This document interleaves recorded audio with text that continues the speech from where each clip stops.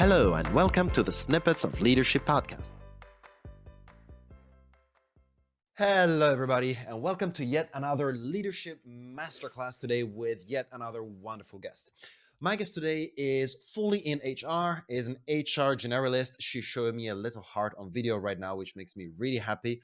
And is someone who has been focused for a long time on supporting leadership and on growing teams. She's also a certified coach, and she actually mentioned that it makes her happy to make sure that organizations thrive with the right people and the right culture. She's been working at Coffee Circle for the past 3 years, in love with purpose-driven organizations. Please welcome Deborah Moschioni. Thank you very much for being here. Ciao, Edo. Thank you for inviting. Hello, good morning. Inviting. Maybe I should point out that I've been snapped back into order because I invited you, then I forgot to follow up on it. And the first time I saw you after a few weeks, you were like, hey, dude, where is the invitation? Oh yeah, sure, I need to do it. Actually, I didn't expect any follow-up after I told you that, but then you did immediately. I mean, the day after, I saw you took it personal, and there you go. I did. I felt so guilty, and I was fearing repercussions. No. All right, this is going to set the tone for this masterclass around. All right, brilliant. Love it. Right, but I mean, we can go for shits and giggles the whole time, but I really actually want to know your professional side a bit more, get the pro in here. And just want to start right off with one direct question, as in, you had a lot of experience managing people in one way or another, and you mentioned that you like supporting leadership. So I'm interested in the traits that you see in people, especially when it comes to good managers, good leaders, actually. Is there any traits that you've seen that the best ones you have around you all share? Is there anything that just popped out to your head, or is it a much more personal dimension? I mean, we can write long books about all the skills that are needed for leaders. We can talk about 4 hours. I've been reading a bunch of also articles like recently that underline the importance of empathy, emotional intelligence, and so on. Though when I read those articles, I always question what resonates with people when they read that. I mean, of course, like sometimes people think about empathy. Okay, I'm kind of good in understanding people. That's what many people say when we talk about emotional intelligence. It's okay, like utilizing your empathy also for managing people. Though I believe that the main 2 skills that make people successful are actually 2, which is self-awareness and self-compassion. What I mean by that is self-awareness, I guess, is the key trait to be a leader. Without being able to recognize what our strengths and values are, and as well as identifying our own boundaries, it's hard to manage other people. And the core reason is that if we're not capable to manage ourselves, how can we actually lead others, right? Throughout the whole journey. And to be able to understand how to manage ourselves, we need to first understand ourselves for what we stand for, what our values, what our boundaries, how do we react in specific situations. So I know that this is my trigger and so I tend to react this way. So I'm working towards working on my triggers, so to say, in a way that also do not affect others. And by self-compassion, I mean also accepting what is the outcome of the self-awareness process, which basically means being compassionate towards ourselves, accepting ourselves, but not in a way that, okay, we are fantastic people, but sort of, I'm aware of that, and I'm taking all the mistakes that I will constantly do throughout my journey as a learning experience, with putting empathy also on ourselves. So like not being into this judgmental kind of state of saying, oh, I did wrong, I'm a failure, and so on. This is not helping yourself and is automatically not helping others. And the reason why I use self awareness and self compassion, even though leaders is a position that is in contact with many other people, is because we people tend to project their own selves on others. And if we don't do the pre work before, it's going to be hard then to work with other people in the way that we wish for. Makes sense. Yes, and these are, I would say, the main two skills It's that I can interesting think because of. you started mentioning, talking about empathy, emotional intelligence, and one of the things that I've noticed is that we always think of emotional intelligence, for example, as something that has to do with how we interact with others. But a Yeah. few people only take the first couple of steps, which are exactly what you mentioned. So be aware of who you are, how you're feeling, and do this kind of self work. And in a way, I think it's something, well, I have the feeling, based on what I've seen, that it's something, of course, very valuable, but also somehow advanced in a way. So you need to put the work into it and accept that you need to actually get to work and do it. So do you think this is an obstacle for someone that approaches a managerial position, becomes a team leader for the first time? Do they, on average, of course, see the necessity of this, are willing to do the work? Is this a struggle, or is there maybe even something else that someone approaching a leadership position is somehow struggling with at first? I mean, the main struggle overall when someone becomes a leader, uh, it's the fact or the thought that it's possible to control others. Um, is the thought that the people that report to him or her or them have the same needs as they are. So they tend to project what is their needs and their experience and their approach to work in the people that they report to. Um, and yeah, I guess these are the main two struggles that they will see immediately. And then at the end, realizing that there is a lot of emotional work going on. And why this emotional work is because, of course, people come with their own package. They are not the same as you. They are not the same as the person that maybe you managed 5 years ago. Everybody's completely different. And even though someone might express or communicate things in a similar way, their triggers might be very different. And it's the job of the leader to create awareness around the differences among people and to be able to take care of themselves without being, fully emotionally drained by all those differences. And it's letting out control and letting people flourish by letting control like go away and accepting and like moving the work from self-awareness, self-compassion to enable self-awareness in others and be compassionate towards others also in their failure and in the fact they won't act as you wish for. They will never do. Maybe, I mean, never. Of course, sometimes they do it, but they will never do as exactly you planned in your mind.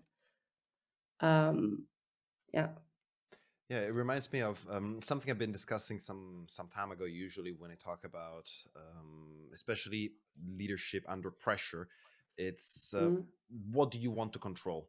Do you want to yeah, control as a manager whether something has been done, whether a task that the team needs to carry out has been done, or do you want to carry out that it's been done and that it's been done the way you want the process to go? Because yeah, a lot of times I had it myself when I was just starting out, people that were controlling not only whether I reached the result but also how I follow the whole process, and that type of control just didn't work out with me. Of course, I was fired afterwards, but that's a whole different story. But there is, I mean, you can talk about this with in a lot of nuances. I mean, when you were talking about leadership struggles and this idea of expecting people to do as you want from the manager's perspective, I was thinking about self-determination theory, where autonomy is one of the main areas where you yeah, need to be autonomous in what you do in order to feel self-determined. I'm simplifying an awful lot, of course, but of course. that's something. And One of the things that like while listening to you and while hearing what you were mentioning, I was connecting to let's say conversations that we had actually had before whenever we met or we bump into each other at HR events, um, that were related more or less to mental health. Is this something that goes into that direction? I mean, it's an important topic right now. It's Yeah. something that I think way too many people talk about, maybe without having the necessary qualifications. And but it's something that we need to discuss. We need to, at the very least, recognize. Um, do you think? Well, actually, what's been your experience with this so far? Because this is probably a topic you do come in contact quite often. Yeah. And do you think this is it relevant right now in organizations to improve it? And if so, to what extent? And how far should an organization go? Yeah. I mean, pandemic, of course, like, yeah, made this topic fairly central. Um, we have been having a lot of, events talking about take care of your mental health, what to do, and so on, as an organization. Um, there is still a stigma around mental health, and there is still a stigma on what this entails. Meaning, there are many people who don't like to share, to be vulnerable at work. Um, the reason is because they are probably either they are afraid of themselves, so they are afraid even like of sharing something because there is this judgment that pops up. I'm not good enough. I failed, and it's not. Or what I'm going to say, it's bad. It's not good. It's not going to have an output, or the other person won't understand me. Or even worse, which is the core, also one of the core reason why people don't share. I'm going to face consequences if I share something. I'm going to lose my job because I suffer of a bit. I'm a bit depressed in that moment, or I'm going to lose the job because at this moment I'm speaking up about a specific like problem. And as outcome, there is a lot of like judgment towards others. There is a lot of judgment towards ourselves. There is way less self-acceptance. There is less self-compassion, and people tend to put, their emotions in a bottle until they explode one day, and that's probably they will explode in different ways that can actually turn into parting ways. Um, so whether this has always been a topic inside the organization, of course, with the fact that there is, we have been through a bunch of changes recently, like in the way in which we always been operating for a while. This also like played an important role. Many people maybe could not see their families for a long time. They didn't know if you could travel. They know, every time you travel, maybe you love that and it was the purpose of your life. And like every time you wanted to find happiness, you just took a plane and went somewhere. So then you can throw your frustration away. And now you are there with your frustration all the time at home. And it's important that companies address it in a way. Every company is different, and every company should do it in the way that fits more with the culture. And if they don't have a culture around like being open, vulnerable, I guess they should start thinking about it because um, the more our work is going to be more automated, the more we would talk and need to explore our humanity also at work to create proper connections among people. And on the other side of things, if you want to look more objectively, of course, people who struggle with their mental health won't be at their best self at work. And that's like if we really want to talk on an objective way in terms of work output and what is going to happen if we don't work towards that. So um, and I believe that companies, they should do both a work on two sides. One, exploring what would mean to be vulnerable inside the organization and how to create a culture of vulnerability for people to share, and not to share to have face any consequences, or not to share to feel ashamed of the sharing themselves, but like as a natural process in working with one another. And this is one side. And the other side is to think of tools, that perks that they can give to their staff for them to be able to start helping themselves. Um, kind of a free session with a psychological expert. I don't know. Eventually, a coach inside the organization, whatever that is, that could create a safe space for people, available, accessible, anonymous, that people can use to start exploring what could be the solutions to the way in which they feel. Um, so yes, I would say these two things: working on culture and giving perks for people to add themselves.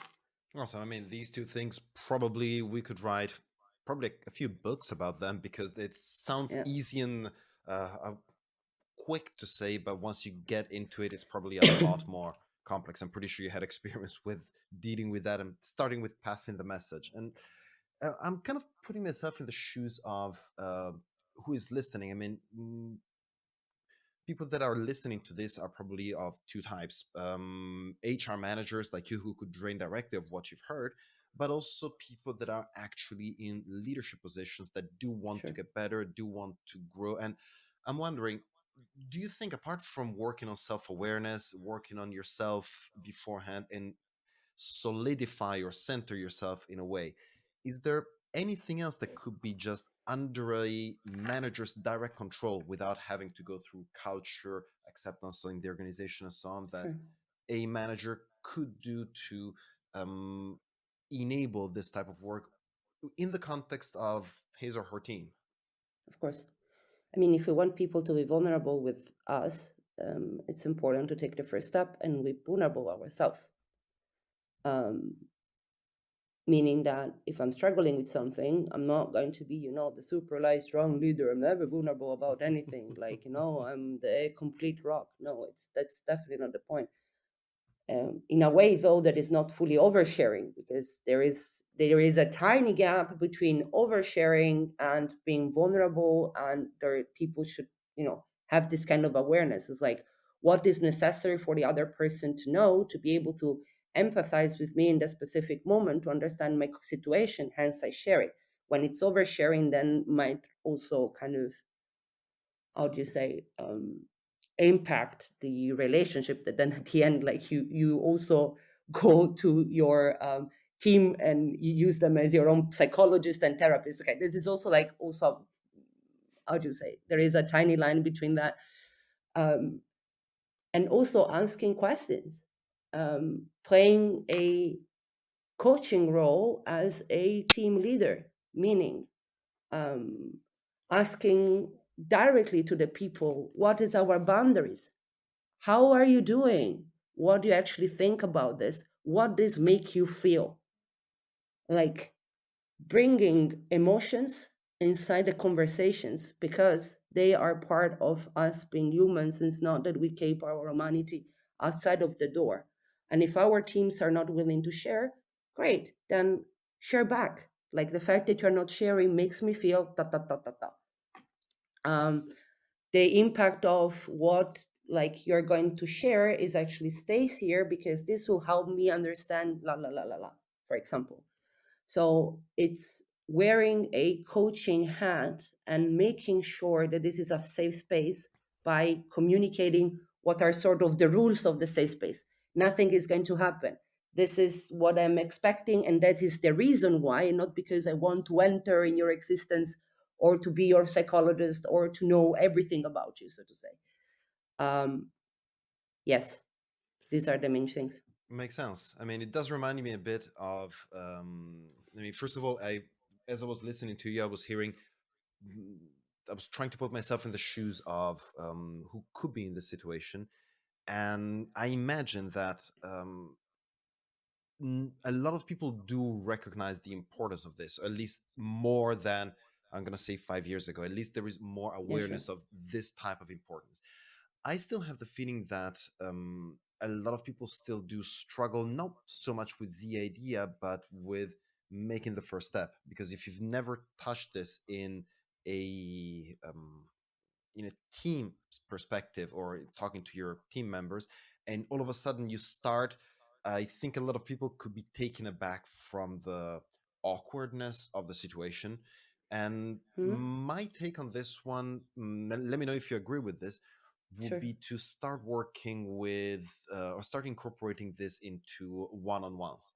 So taking, Yes. I don't know, half an hour. Okay, great. I got my answer. But I would say take half an hour a week, every 2 weeks, and make it a safe space. Be ready to accept feedback. Always follow the same format. There is a bunch of them online, and start incorporating this. I would say, for me, mm, it's a very low barrier to entry in that sense. It is something that still Absolutely. needs to be done, but it's still something that I think it could be very valuable in that sense.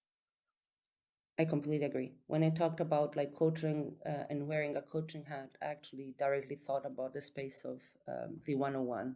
I like to start establishing 101 to make people understand what is the purpose of the 101s. Like, because also some mistakes is like, bam, I just throw a 101, no agenda, nothing prepared, and now we are here to talk, which many people tend to do. And I'm aware of that because they say, okay, I need to do 101s. I just set up the event and let's see what happens. And then at the end of the day, most of your 101 is focusing on the daily operation and you don't approach those topics. While if you set the expectation beforehand, you meet with your team member, you explain, okay, this is the purpose that I would like to have from the 101. You explain the agenda, you prepare for the agenda, you explain it beforehand, you again set the expectation, you explain your role in this meeting, which hopefully is mainly like a coaching role. This is like the most recommended one, where you tend to ask questions that empower the other person come up with their solutions, and to ask questions to better understand their situation without coming there and saying, oh no, you should do this, you should do this, because then you go back to your control and judgment sort of parenting role, which yeah, it's not much useful because we all work with grown-ups. And then like create this safe space that where the expectations are set. And the first time you will very likely to fail, but like come and continue doing it and get better. And every time like think, okay, what I can learn out of the fact that this happened during my 101 today, how can I improve it next time? And actually bring up in the next conversation the reason why you think you failed this time. And ask the other person, how can you not make these mistakes? Or like how the other person can help you not make the same mistake last time, because then it's a learning journey that is mutual, and it's not now I'm here and I should know everything about how to run this kind of meetings. I wish that I could take this video and send it back in time to a few HR managers that I have encountered along the way, and especially to my direct managers, because probably that would have had an impact on my career back then. I think there's still a lot of people that don't know about it. And in answering this way, you have actually completely hijacked my last question, because Sorry. now I was going to ask you what would be the first next step that, or the most valuable step that a manager or a new manager could take to start his or her growth journey. And at this point, I'm pretty sure I have the answer, because focusing on one-on-ones, having an agenda, having a clear objective, and incorporating some aspects of vulnerability, emotionality, or just that can be as simple as, how is it going? How are you doing today? And just showing the other person that you are listening and you're not just treating him or her just like a number, that can go a long way. So I think I have the answer to that question. And I have just had a wonderful conversation with you, Deborah. Thank you Yes. so much for being here. If for anyone who's listening, if you have any questions, feel free to reach out to me. I'll be happy to keep on talking about this. But for now, I'm gonna let the focus be on Deborah. Thank you so much for sharing this about half an hour of time with us. Thank you so much for your insights, and it's been great to have you here. Thank you, Edo. Thank you so much for inviting me. Yes, yes. Lesson Thanks a learned. lot. Lesson learned. All right. Thank you very much. Bye Thanks a lot. bye. Have a Bye. good day. You too. Thank you for listening. My name is Edoardo Binda Zane from EBZ Coaching. I'm a leadership and communication trainer and consultant. And if you have any questions about what you've heard in this episode, please reach out to me via LinkedIn, Facebook, or my website. I'll be answering the most interesting questions on the show. And if you know someone that will benefit from this type of content, please make sure you recommend this podcast to them. Thank you, and see you next time.